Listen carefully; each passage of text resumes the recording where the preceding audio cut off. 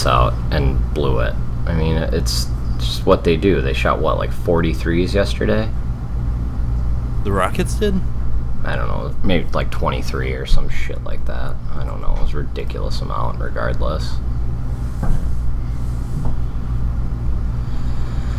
Well, with that, welcome to the Tripod Sports Podcast. My name is Castle, and with me are Catman. Oh no. There we go. And Chappers. Not a solid intro. I was hoping for a better soundbite there. What happened there, Catman?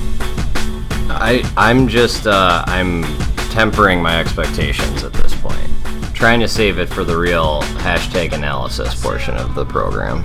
Well, let's get to the real hashtag analysis portion of the program and talk about, do you want to talk about what went on last night and influence the series that you're going to be very invested in? I think we should talk about what happened on Sunday night first. All right. Probably a good idea. Because what happened on Sunday night was, as usual, like nothing short of greatness. Magical? Yeah. I mean, Magical. like, I don't know what else you call it. There's a billion adjectives that you could probably use to describe it, but like... Felt like Walt Disney was writing the storyline?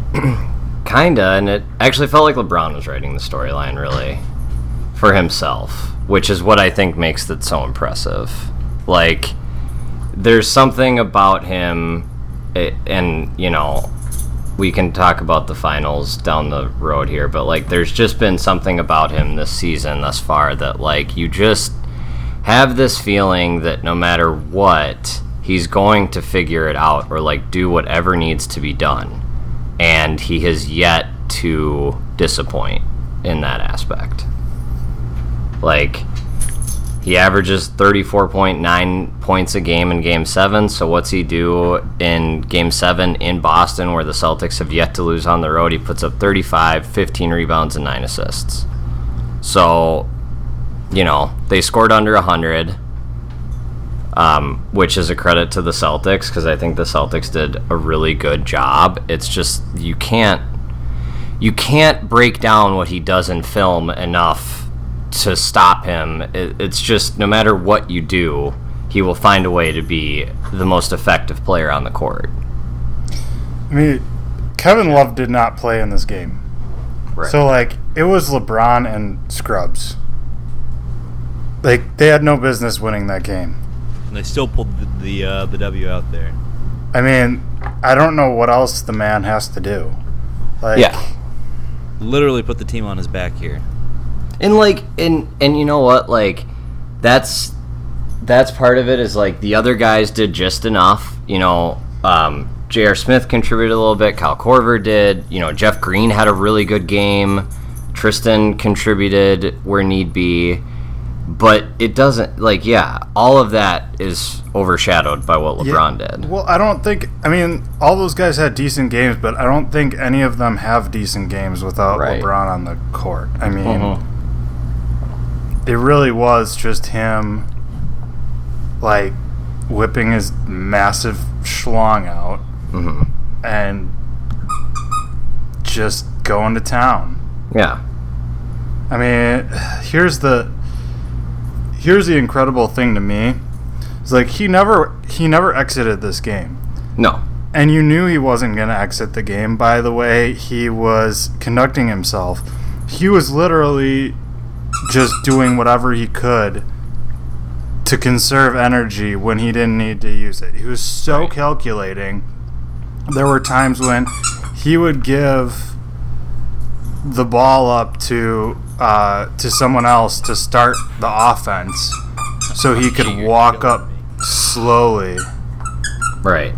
You know, so he wouldn't have to run down the court. Because, like, he couldn't come out. Right. Like, there was no way he was going to be able to come out. We knew it. He knew it. And, like, yet he still finds a way in the fourth quarter when Terry Rozier gets a fast break for what looks like a wide-open dunk to come all the way across from, you know, 3/4 up the court and just absolutely deny him. Emphatically. That was a big dick block. Huge dick block. Like, and it just, yeah, I don't know what else to say. I feel like we're broken records when it comes to this. Like, we say the same shit, but, like, there's no one that can analyze. You can do whatever you want to do. You can, like, it doesn't matter. Like, he transcends any sort of preparation you could put to play against him, or any sort of preparation he himself could do. It's just, like, it's a different level. Like, every single time you think he can't find another gear, he finds another gear to be above and beyond every single other person on the floor. Fresh legs, not fresh legs, it doesn't matter. So, you know, it was extremely impressive, and, like, I was beyond thrilled, and I didn't expect it to happen, but it's one of those things where it's like, yeah, I mean, he's the great equalizer. That being said, this upcoming series is going to be a problem. Yeah.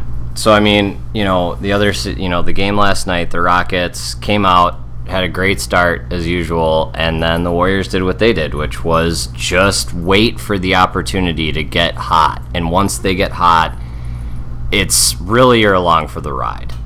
There's really not much you can do about it. That was embarrassing last night. Well, that's really 2 games in a row that they've done this. Well, I mean, I think the difference, though, last night is that, you know, despite Golden State's dominance, the Rockets were in a position to win that game and just forgot how to shoot. Right. I mean, that was the most incredible shooting slump I've ever witnessed. Mm-hmm. I believe they were 1 for 30 from 3 in the second half. Yeah, I wouldn't be surprised. That sounds about right. It was really bad. And, you know, that we've talked about that this whole time with the Rockets. That's what can happen. That's exactly what can happen. That's why they are not better than Golden State. Because that is bound to happen to them, and it does seem to happen in big game situations sometimes. Right, and I guess that's the difference between Golden State and the Rockets. It looked like, you know, the Rockets just didn't know what to do. Right. Where, I mean, yeah, and I think they were taking more and more bad shots. Mm-hmm. I mean, credit to Golden State, they played great defense, but they just kept taking more and more bad shots to try and shoot themselves out of the slump. Right.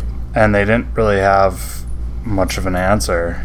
No. And yeah, I mean, that's where I think the experience comes into play, and really just, like, this is where the roster comes into play, is it's like, pick your poison if you're Golden State, because eventually someone's going to get hot. And when it was no one else, Klay Thompson was stepping up. And then when Klay Thompson was on the bench, Curry got hot. And then when, you know, Curry wasn't hot, Durant was hot. And then Draymond stepped in. So it's like, you can't really do a lot to stop that when they get going. I mean, you have to weather the storm as best you can and hope that you can frustrate them enough and are scoring enough on the other end that you can stick with them, so that when they do start to go through a slump or anything like that, that you're there to take that opportunity. And not every team can even takes that opportunity. Very few do. Is there no way to be proactive and try and stop the scoring streak there? I mean, whether it be... I mean, that's part of the... No, because, like, really they have one guy stand and set a screen, and one of their superstars sit behind that guy and just rain threes on you. And there's only so much you can do, even with a hand in your face. Right. They're so good that they still make it, 40% of the time. Yeah, and recently they just added a new wrinkle in this series, which was they just had... they started having Klay Thompson run a pick and pop. Right. With Steph Curry. Like, good luck defending that. Right. So, as we look forward to another Cavs-Warriors series, which in and of itself is, like, extremely impressive. Like, these two teams facing up for 4 straight years in today's NBA is Actually, I think it's sort of indicative of how this like the NBA is nowadays, but it's still pretty impressive. Let me touch on one more thing with the Rockets last night. Yes. I heard a lot of there was a lot going on with the announcers and discussing calls that the Rockets didn't get, and they're right. The Rockets didn't get those calls. I can think of specifically 2 times where one, James Harden was pulling up for a 3 and got rigged. Garbage. Yeah, and like it was dumb, but that particular time it looked like he was indeed shooting a 3. Like it didn't look like a last second ditch effort to throw the ball at the basket. Like it looked like that's what he was doing. And they called it on the floor. And there was another time he got hit shooting a 3, and they just didn't call it at all. Here's the reason why I don't feel bad for the Rockets is James Harden is the boy who cried wolf. Right. He spent all season being the biggest fucking flopper I have ever seen. And as a result of that, he did not get the calls he needed to get when it mattered. Right. So, you know, the refs missed some calls for him, but part of the reason why they missed it is because he's been selling that shit all season and now it came back around to bite him in the ass. But I mean, I think also we can say like he's clearly the most valuable player this year as well. I think we can say that now too.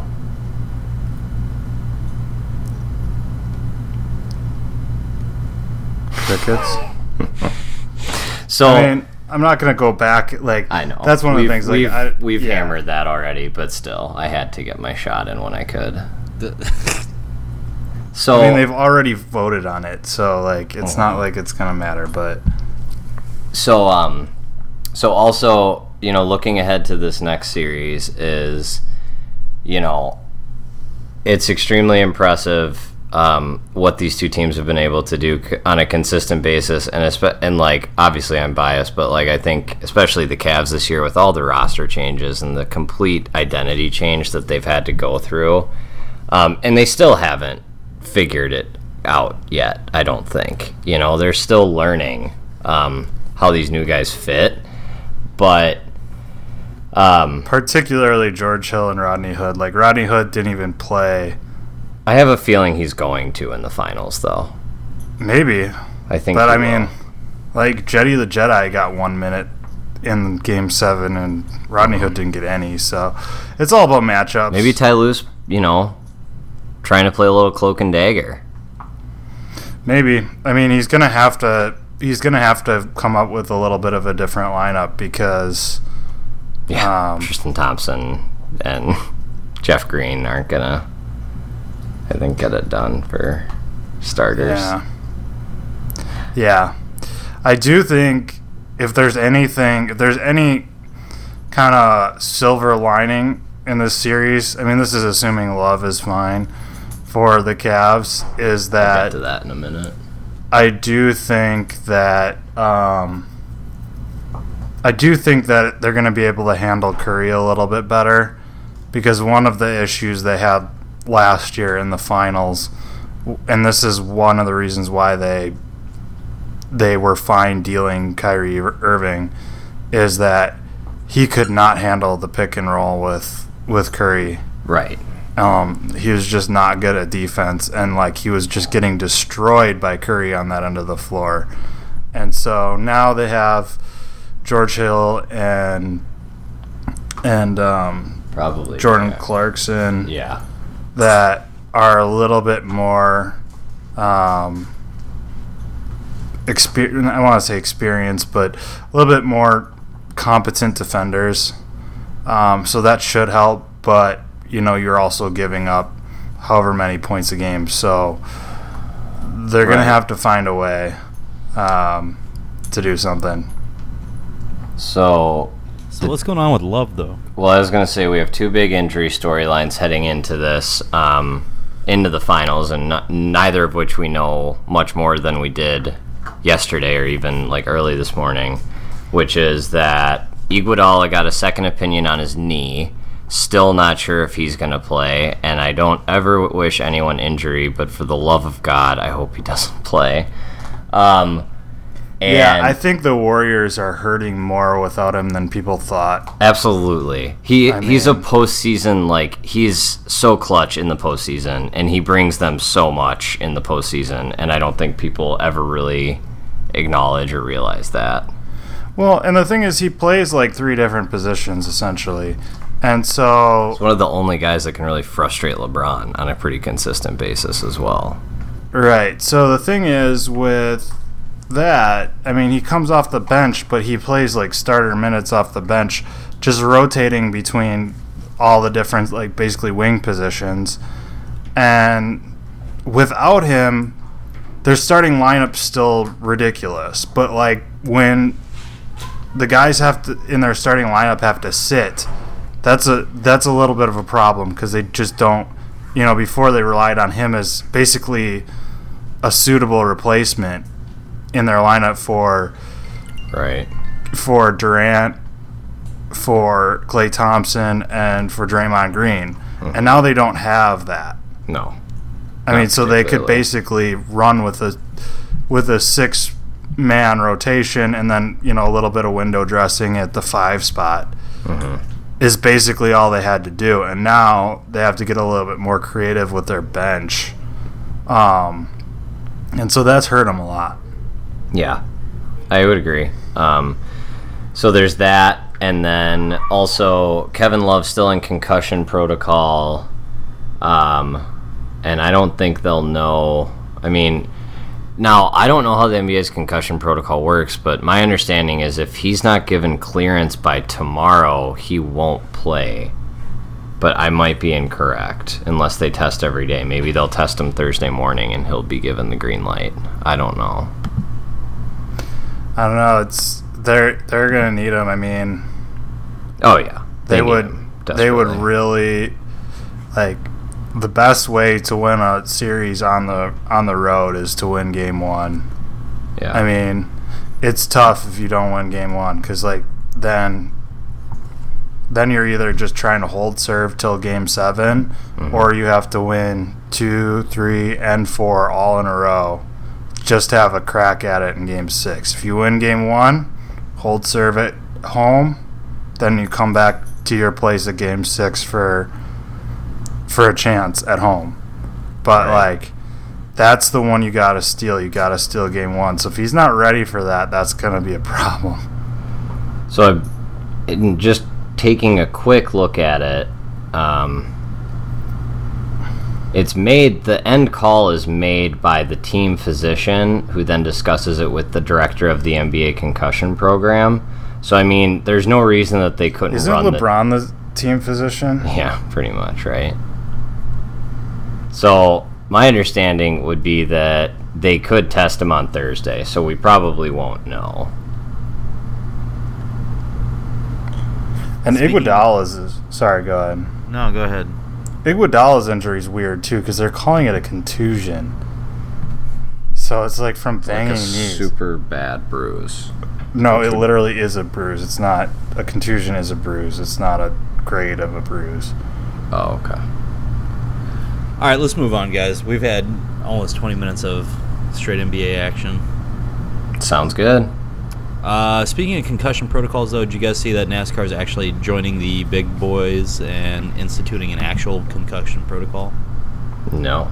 Yeah, that came out this week, which conveniently was timed with the Coca-Cola 600 and all the dudes that went to the infield care center for the race. Mm-hmm. Did you guys A watch? lot of wrecks.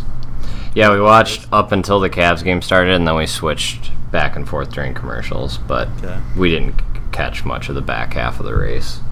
Chappers, you haven't watched a lot of racing this year. What do you think of it this week?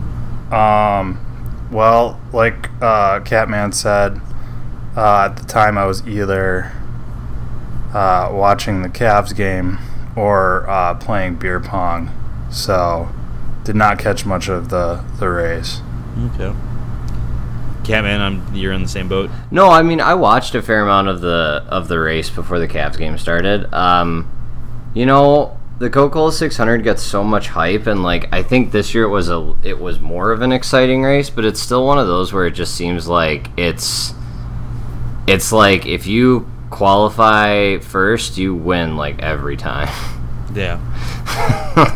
So like past 2 out of 3 years that I can remember, Truex won and went, I think, almost wire to wire. I mean, he went wire to wire, and then, Rowdy Kubush won this year. But I mean, like, I think that's also a testament to how well Rowdy Kubush is doing right now. Yeah, he's driving his ass off right now. Yeah, so like, him and Harvick both. Yeah, I think that was Kevin Harvick leading the race was the best thing that could have happened to him, but there just doesn't seem to be much anyone could do when he gets out in front. No one can stay with him, really. Right. Well, I mean, if you guys didn't really catch much of the race, let's move on. Yeah, we got to talk about the Stanley Cup. Yeah, let's get to the Stanley Cup action. The Knights and the Capitals met up last night, and that was a 4-6 game. Capitals getting the worst of that. Interesting turnout last night. I didn't expect to see all that scoring right away. Yeah, I was a little surprised too. I really, but I think it also is, both, especially the way the Caps have been playing. Like, they can get out wide open. They're very physical, but like once they pick up speed is when they're the most dangerous. So like, I think it's good. I think it's a good sign for how the series is going to go as far as like an entertainment level. Right. Well, they kept forcing the storyline last night of, this is a band of misfits that have come to Vegas. It really isn't, though.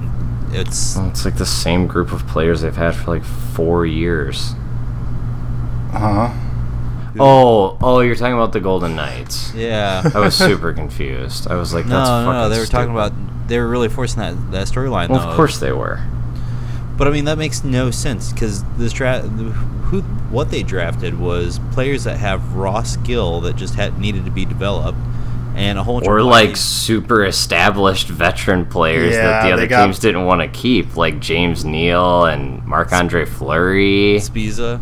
They got a lot of players just based on teams not being able to afford to keep them. Right. So like, this was natural. Or like keeping youth over not youth. Yeah, so I don't know if that's gonna help them in the long run, but like it was a very very their system they had was a very generous expansion draft. I mean, you look at past leagues like the last 2 NFL expansion drafts, like it took years for those teams to become relevant, and the Browns still aren't relevant. I mean,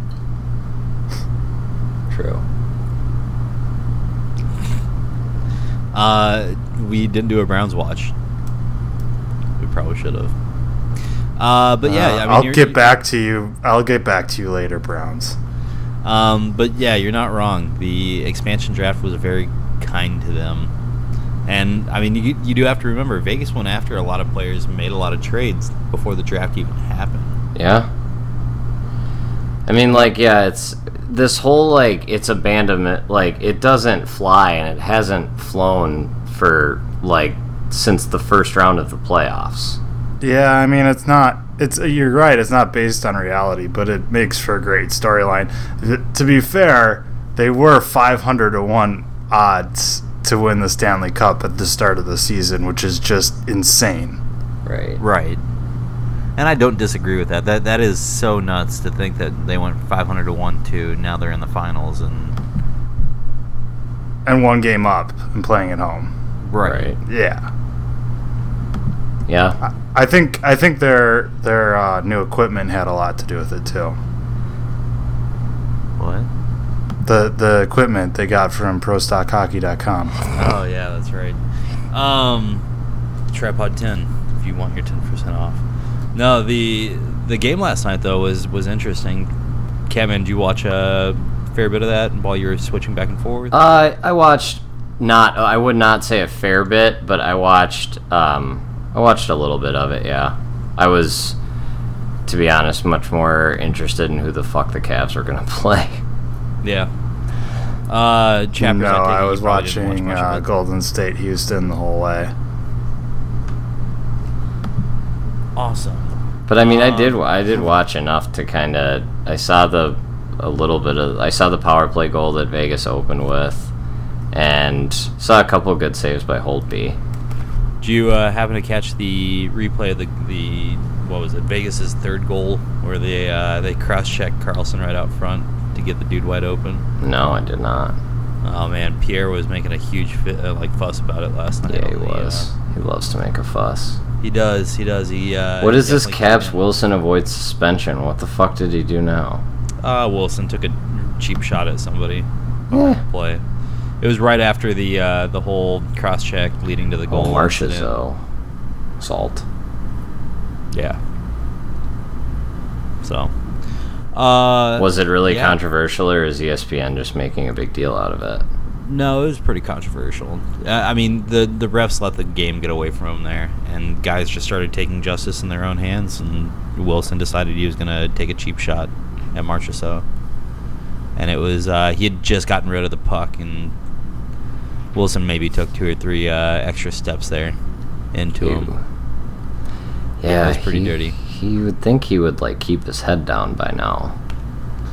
I think that the skill just gets shoved into the background at times when all of a sudden he turns into a meathead.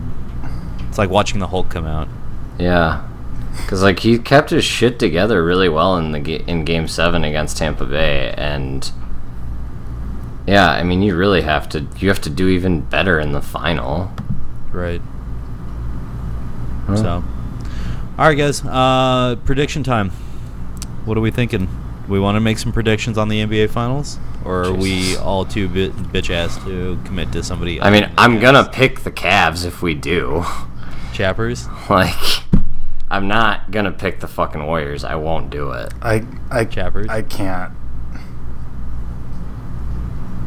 No, I can't. I can't pick the Cavs. I want to pick the Cavs, but I would just be shooting myself in the foot.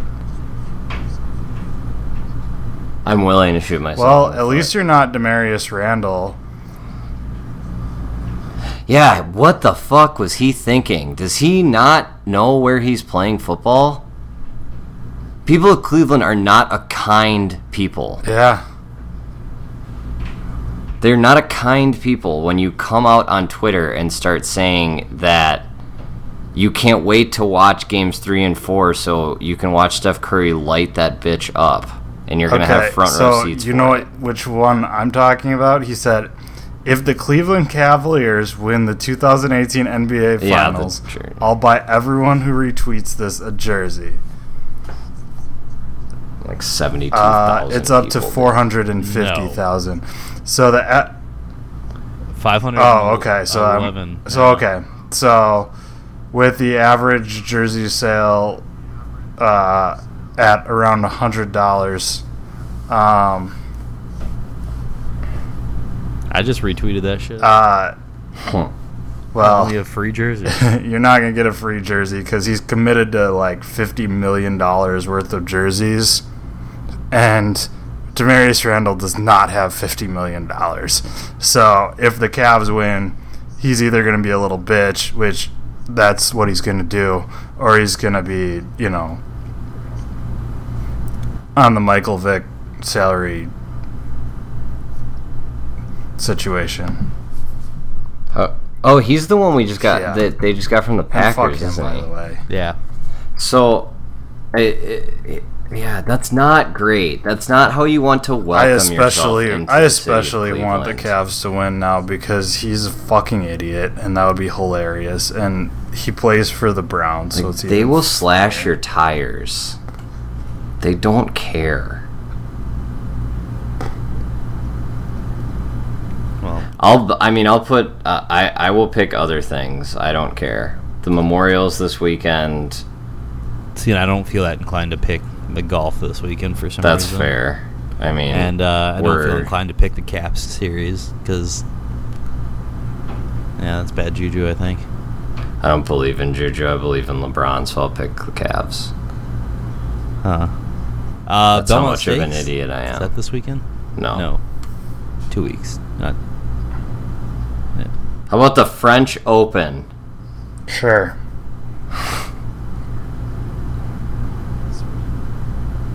Serena. Serena to win the men's competition? Got it. We're picking chicks and dudes. No. Who the fuck's not going to pick Serena? Well, I mean, chicks and dudes. I don't know.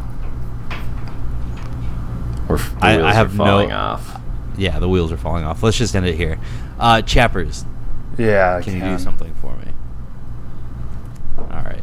I don't know what happened to it, so give me just a second. I've got to find it again. Could you, Chappers, when you do this, will you center it around our friends in the Oakland Bay Area? Just for me. Sure. Just this one time. What? That'd be neat. Thanks. All right. Much here you go. appreciated. 3, 2. All right, to all those in the Oakland Bay Area, you might be a little hoity-toity for this, but I really hope that when you guys get beat by the Cavs and Demarius Randall's in debt, that you have to pay it off, and all you can drink is ice cold Four Loko.